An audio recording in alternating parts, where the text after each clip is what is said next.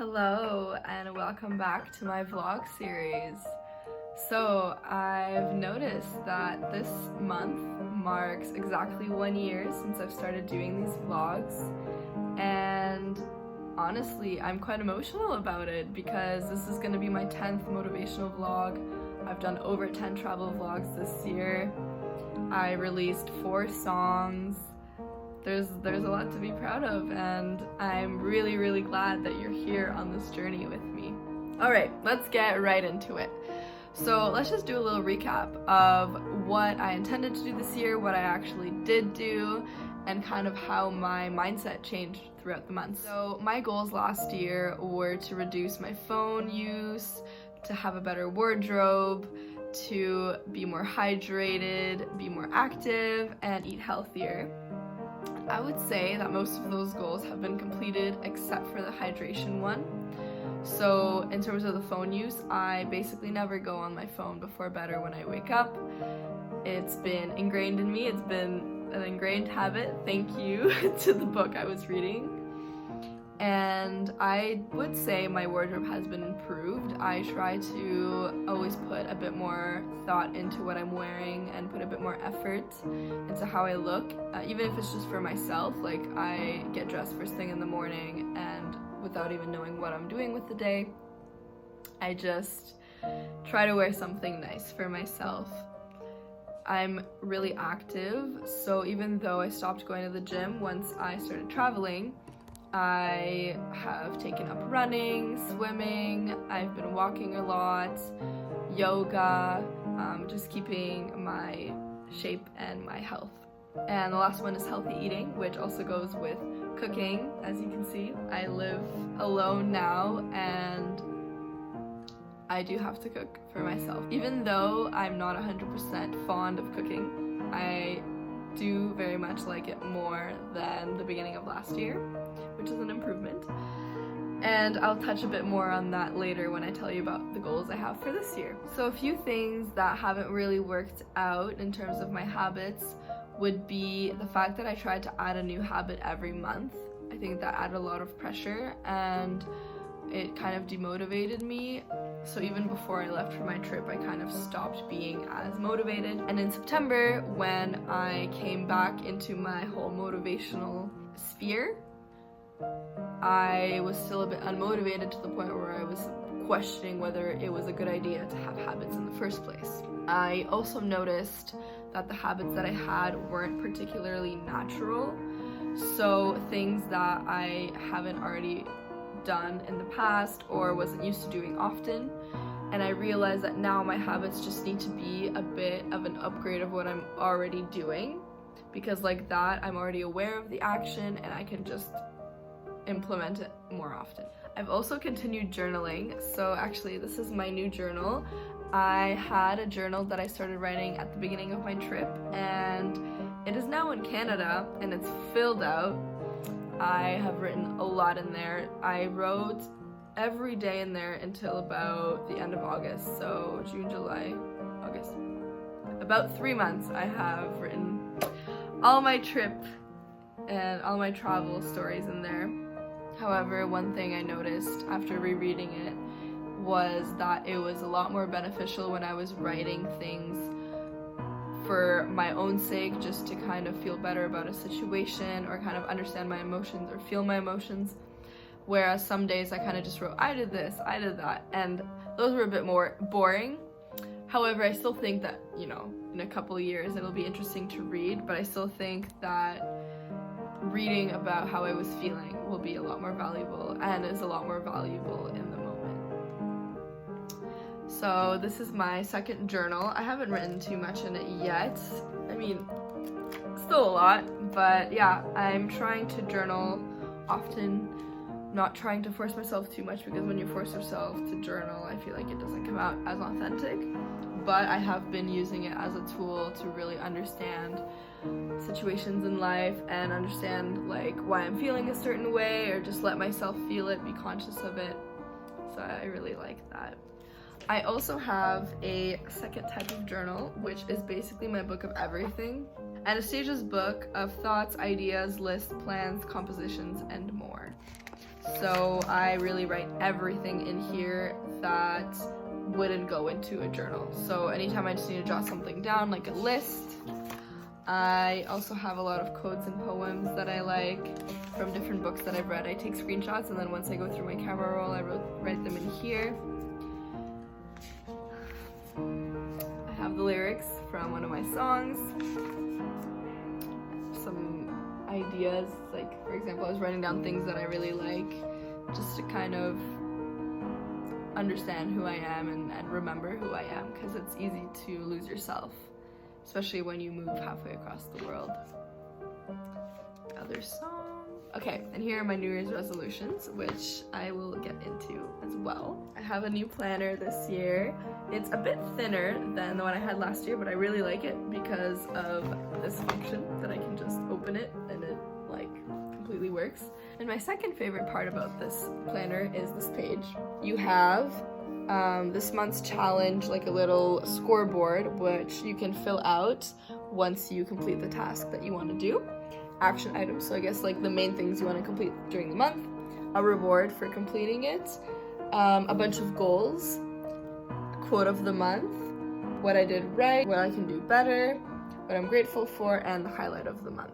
I'm going to show you a filled out page for January. So for example, this month my goal is to attend cultural events, and that's a very basic broad term that I'm using for basically anytime I go out of the house and do something that's kind of involved with people and involved with people I don't necessarily know. So, for example, going to a museum, being a tourist in my city, walking, going to a cafe, reading in a park, going to an event, networking, hiking, and then there's a few Facebook groups that I'm part of that I've been meaning to meet the people in it and meet up with them. And then my reward will be to go to a spa day, which I found a pretty cheap spa on my birthday, and I thought it would be a good idea to go. I have a lot of goals here, so I'll tell you about them now. I want to go to the gym. I want to run. So these are all things that I've already been doing in the past, so I know that they won't be hard to implement. And I don't really want to put too much pressure on myself, so I do have like my main goals and then side goals that kind of, if they happen, great. If not, it's okay. I want to meditate weekly. I want to reduce my social media even more. So this year, I definitely have seen an improvement in my social media use, where even like sometimes I don't go on my phone all day, and I've really seen a decrease in the amount that I'm spending on social media. So the next step is to really reduce it even more, would be to unfollow people and remove myself from groups that no longer serve me. I think that would be a really good thing, because right now I check it maybe quite often, but I don't spend time on it, which is good. So I feel like if I check it and there's no notifications, then it would be a bit easier. I want to read. I want to be punctual, so I want to be 10 minutes early to everything I go to, or at least as much as possible. Okay, I also want to lower my alcohol consumption, which honestly doesn't seem to be a problem, because ever since the summer I've really reduced my drinking, and even I go out sometimes I don't drink at all and I still have a good time, so I think that'll be good. On New Year's I only had 4 drinks, so basically that's my maximum, is 4 drinks when I go out. I'll also try to have 2 meal prep days during the week and 1 day for groceries. I find that doing groceries and cooking in the same day can be exhausting, especially if it's after work. So if I know that I just need to buy the groceries and I can cook the next day, I think that will motivate me a bit more to buy the groceries. As I mentioned in my last vlog, I've noticed that I've been really bad at kind of attending to my hygiene when I'm not leaving the house, and ever since I was aware of that, which was maybe a month ago, I have been like on my ass about it. So anytime there's any kind of hygiene need that I need to address, I address it. Like I kind of stop everything that I'm doing and I do it, so that's been really good. I just want to keep myself accountable for that. And the quote of the month is, "You are the only one that can hold yourself accountable." I find that one really good because I have noticed that, you know, in September, I kind of blamed the fact that goals are putting too much pressure on me, and, you know, I just want to have fun and have a good time. but at the end of the day, no one cares if I complete my goals or not. It's just me. It kind of motivated me to compete, to be my better self for myself. So instead of being like, no one cares, I can say, I care. Okay, and then another really cool part about my journal is there is a page for like your own drawings or bullets or notes, and I decided to make a habit tracker. So as you can see here, all the goals I just mentioned, and here are more secondary goals that, you know, I would want to track and would want to do, but obviously if I don't do them, that's fine. I just want to kind of see the first month what I'm doing, what I'm not. And yeah, I really like the little colors that I do, because each goal kind of has its own color, and I feel like at the end of the month it'll be nice to see the colors, and I don't know, I find when things look aesthetically pleasing, they're more motivating as well. So those are my goals. I hope that they work out. I hope that I keep my motivation, but I strongly believe I will. I just wanted to read you some quotes that I've learned, because I'm rereading Atomic Habits, which I was reading a year ago. And I'm just gonna give you some quotes that I find really motivated me recently. And every time that I do a vlog, I'll share some new quotes with you. Making a choice that is 1% better or 1% worse seems insignificant in the moment, but over the span of moments that make up a lifetime, these choices determine the difference between who you are and who you could be. You should be far more concerned with your current trajectory than with your current results. Goals are good for setting a direction, but systems are best for making progress. So this quote actually really made me confident about my goals, because even though they are technically goals, they're more of a lifestyle change and more of who I want to be as a person, and they're all kind of related to the same kind of identity that I'm relating to. So I feel like it'll be a bit easier to do. Now this was the best quote that I got this week, which is, "Winners and losers have the same goals."